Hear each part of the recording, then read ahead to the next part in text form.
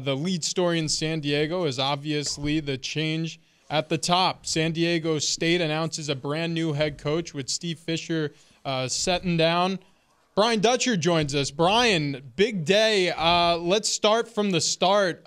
Steve Fisher announces his retirement, knocks on the athletic director's door yesterday or this morning. How do you feel? It's been a whirlwind 24 hours, to be honest with you.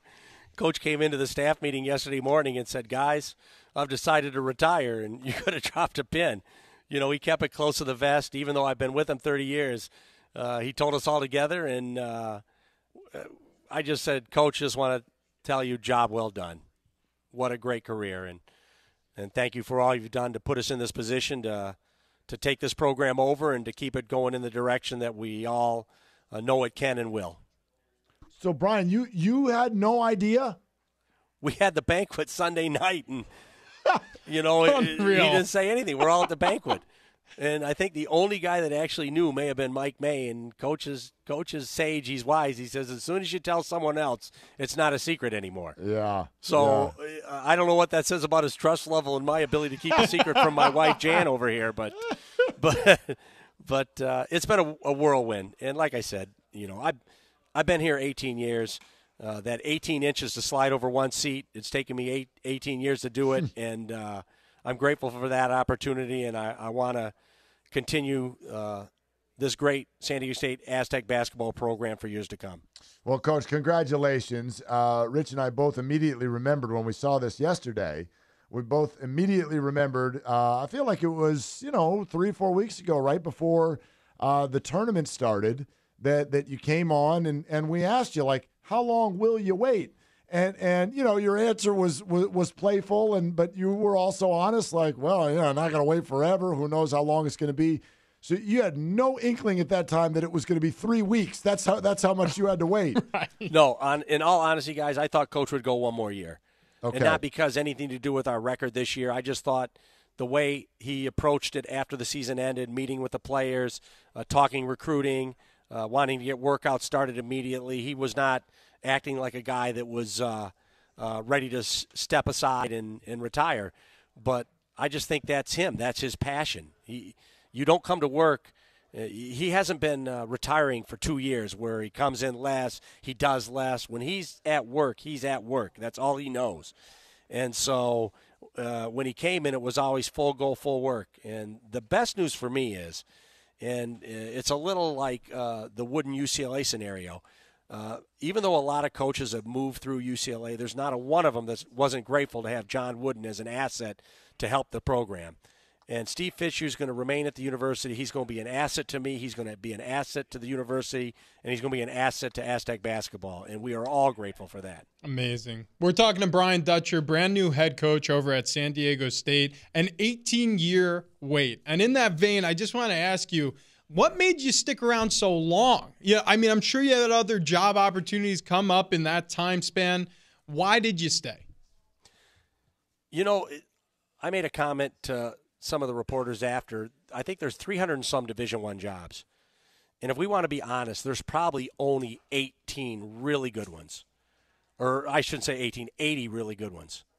And so why am I going to go take job 200 or 190 when if I wait, I can help take over a job that I helped build into what it was with Coach Fisher and have one of the top 80 jobs in the country.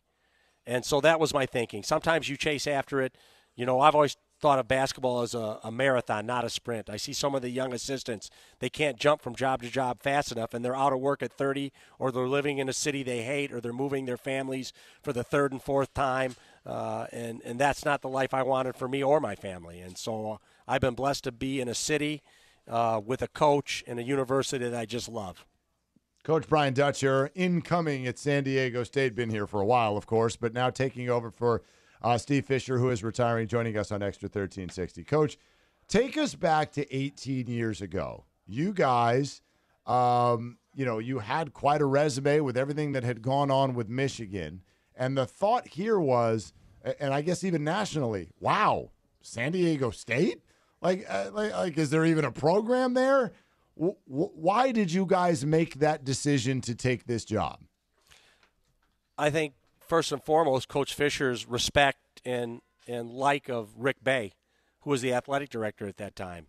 You know, Rick was obviously had Michigan ties where Coach had come from, and they had known each other, and he just believed in Rick, you know, as the athletic director here. And then, you know, we rolled up our sleeves and we went to work, but we had a brand new arena that a lot of people didn't have before us. Fred Trinkle was maybe in it a year or 2 years, and he didn't have enough time to really recruit to it. But this job changed with Viejas Arena. You used to be downtown playing at the sports arena or playing in Peterson Gym, and your offices were in trailers. And the university was great, and the city was great, but the basketball facilities were awful. And so when we walked in, we had a world-class facility to sell.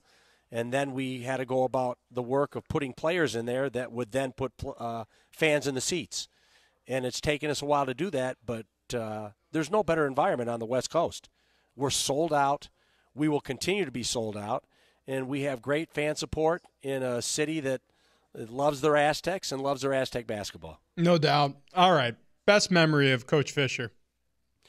Best memory of Coach Fisher. I think it's when you get the age gaps. We'll sit, you know, with the kids before practice, and he'll have some thought. He'll relate it to the Andy Griffith Show, or he'll relate it to the movie Cool Hand Luke. And the guys will look, and they'll get the message, but they'll have no idea what he's talking about. Who are you, Ozzie and Harriet? What are you talking about? And so we all sit back and get a chuckle out of that. But Coach Fisher, I'd like to say, he's like that dripping water. They all come in and wonder what Coach is talking about, but after 4 years, they all kind of sound like him. And so that's his influence over these young men over a 4-year career, and it's a positive influence. It's one that everyone that's been associated with his program is proud of, and hopefully we will continue to build on that culture. I said in my press conference, everybody that takes a job now, it's cliche. We're going to change the culture. We're going to change the culture. And to me, all that ever does is insult the coach that was there before you. But it seems like the thing to say. I say in taking over, we are going to continue this culture. It's a winning culture. It's an academic excellence culture. It's a social responsibility. It's winning basketball. It's family first. And that's a culture that anybody with any core values can believe in, and that's the one we want to continue. Incoming head coach, San Diego State's own Brian Dutcher, joining us on Xtra 1360. That's great stuff. I love that analogy, too. The dripping water. Over time, it wears away, it erodes. Finally, the imprint is made, and that is a great description of what culture is. So you're going to stay totally in line. There isn't anything, even day one, that you're looking to maybe change or evolve a little bit as you take the reins here? Well, there'll obviously be small nuances because I have to coach to my personality. Right. I'm not coming in to try to be Steve Fisher, and that's only true to me. So there'll be some things that if you come to practice a lot, you'll notice some changes that are occurring. They're not going to be anything that's drastic, but there'll be things done the way I like to have them done. And they might not be in line with the way Coach did things, but they won't be drastic where the tone of the nature of the program will change. We obviously know from an X and O standpoint, we have to continue to evolve. We have to get better. Our offense has been subpar. We all know that. So do all the experts in the stands and everybody. It's not hard to see when shots don't go in or when you're turning the ball over. It's like the Captain Obvious commercial. We know that, and so. But I like to say too, the game has changed. You know, there was a day when you ran motion offense and screened and moved the ball. But in those days, you had to keep your hand on top of the ball when you dribbled it. You watch anybody dribble the ball now, they're turning the ball over in their hands every dribble. So the way the game has changed from an officiating standpoint is you can carry the ball. So now advantage to the dribble. So all the purists that want the ball moved and stuff like that, obviously we need ball movement. But the dribble is the advantage. And everybody you watch play, it's a ball screen, it's coming off dribble, it's refusing. It's letting these kids perform magic with that ball, which in the old days would have been called a carry every time. And so obviously the number one thing we have to do as coaches, we have to put our players in the best position to be successful. So we have to get shooters open shots, we have to get penetrators lanes of the basket, we have to space the floor, and we have to continue to improve. And trust me, there's not a day goes by that we are not trying to find the right formula for this coming year's team. Coach, where's the next Kawhi, and when's he getting here? I'll tell you what, holy smokes. Yeah. Was he something else? Yes. You know, still is. I still, it's about work ethic. Now, the work ethic alone won't do it. Kawhi was a freak athlete, big shoulders, long arms, big hands, but his work ethic is what made him the player he is. He is in the gym relentlessly. As soon as their season ends, our strength coach still trains him, Randy Shelton. And the Spurs will call Randy and say, you can't do anything with Kawhi for 2 weeks. He needs to rest. Kawhi will be on the phone the next day. Randy, I have to get in. I have to do something. I have to keep working. And Randy might say, well, then you have to work. You have to come at 6 a.m. At 6 a.m., he will be there. And so we as coaches deliver the message, and we tell them about hard work.